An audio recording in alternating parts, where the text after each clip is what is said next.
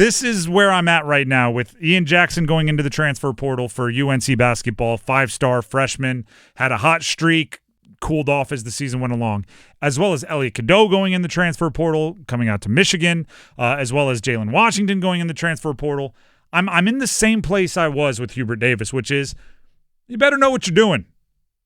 You better know what you're doing, Hubert Davis, and I'll throw Jim Tanner in there as well. That's not to say it can't be successful, but it is to say there's some trust going on here. Like Jim Tanner being their general manager, by the way. Correct. It's, if you tell me things are going to look bleak before they look better, and I believe you, I'm going to sit here waiting for things to look better. You know what I mean? By the way, Jay Will, who I know anytime Jay Williams talks about UNC, there's going to be, hey, take it with a grain of salt. But I did see him tweet out about this. This could just be a play to negotiate a higher salary and leverage the marketplace, which I wouldn't love because that just kind of indicates some kind of distrust between player and program. If he's like, you're not paying me, you're not offering me what I'm worth, and then go test the market. Like but I guess that we have to. Modern college basketball, I guess we have to consider everything. Right? Maybe, for lack of a better term, they're Brandon Ayuking him. They're Lamar Jacksoning him, where it's like, yeah, you can go seek a trade, negotiate that contract with someone else. As soon as you agree to it, we'll pay you that contract, right? Because they don't want to pay $1 more when they have to. I guess that could happen. Maybe. Possibly. Not what I expect. Ian Jackson on the way out. St. John's is being mentioned a lot. As far as I know, that's just a rumor. UNC, Drake Powell still up in the air, right? And I hate that. Again, modern college basketball, a player who played for you as a freshman just hasn't said he's not leaving. I don't know, a bunch of double negatives. He hasn't made an announcement that he's staying, and so we have to consider him as if he's like 50-50. Here's the good news for UNC. You can lose your highest ranked recruits, right? Elliot Cadeau is one of the top recruits in the country. Ian Jackson is one of the top recruits in the country. If Drake Powell leaves to go pro or whatever, he's one of the highest ranked recruits in the country. You can lose your highest ranked recruits. You don't need 5 stars to win a title. You don't. Florida had 0 players that were top 100 recruits as high school prospects. And they're hanging the big banner that everyone wants to hang. But you do need to be really, really good and really, really intentional about fit. About what you're looking for. What roles do you want to fill? Walter Clayton Jr. was nice, right? He played very, very well for Florida. You know who I think was actually the underrated kind of linchpin, keystone species, whatever you want to call it, cornerstone for Florida? Alex Condon, the big guy. Right? Just a physical player, blocks shots. And the reason why I say that is because he was a really, really good complement to Walter Clayton Jr. You need to have the complete team. You need to pick the fit. Losing Elliot Cadeau and Ian Jackson is tough. And I get why some fans are like, what is happening? Because you, meaning your program, invested a lot of valuable resources in those players. And the resource I'm talking about is minutes. Right? Every game you get 5 players, you get 40 minutes.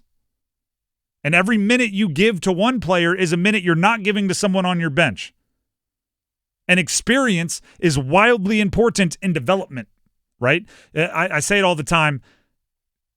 Learning from film, it's just easier when you're watching you. Because you know what you were thinking, you know why you did what you did, and you'd like to say I can watch film of my teammates and based on what they did or didn't do, I could learn, but it's not the same. So you gave a lot of minutes to Cadeau over the last 2 years. You gave a lot of minutes to Ian Jackson this past year. And now some other team, Michigan in Cadeau's case, is going to benefit from the minutes you gave him. And that's tough. That hurts. Right? Wait, we did all this for you. Yeah, you did, but he's not obligated. He doesn't owe you anything, not in modern college basketball. So you kind of have to do the same to another team. And you can be a little bit more specific in what you want. When you get Cadeau or Jackson or Powell or Caleb Wilson, your big 5-star coming in this next year, anyone out of high school, you are I mean, I'll go with the corniest, cheesiest analogy possible. You're recruiting a seed, and you're hoping it grows into the tree you want to have in your garden, right? You're getting an apple seed, and you're hoping like, hey, once this thing grows, I'll be eating apples. Well, even if Cadeau ended up big success, you thought it was an apple seed, it was a lime tree, right? It just and you got an apple juice recipe. It's just it didn't fit. Still a healthy tree, right? You thought you were going to get a shooter maybe, and turns out he developed as a passer, got better at this, got better at that. The shooting never came to a college level. All right, cool. Well, guess what? You can go now buy a fully grown tree. You can go buy a shooter if that's what you need. Just like Florida did. Florida needed a shooter. They went and got Walter Clayton Jr. from Iona. There's probably, and I didn't look it up, there's probably some recruit that Florida recruited that same year Walter Clayton was a recruit and didn't work out, so they switched it. Go get someone that another team developed into what you need. You don't need 5 stars. They make it easier sometimes. But you don't need them. Houston didn't have any 5 stars. Houston had a couple top 40 recruits. That's as high as they got. What I'm saying is there are more than a few ways to win a college basketball national championship.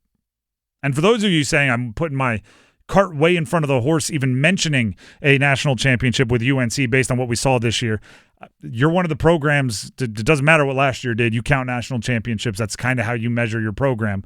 Congratulations to you for being that program, but that's where you got to shoot for. And there are more than a few ways to do it. But I don't think you stumble into it.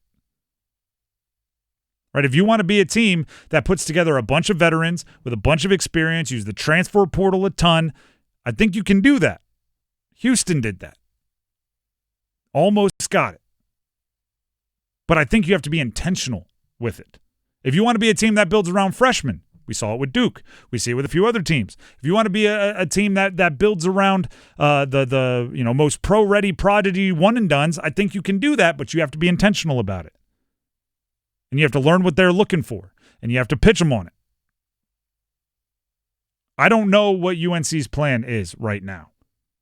I know that their backcourt is not what it is right now, is not what it's going to be at the first opening tip of their games next year. I don't think it has to be.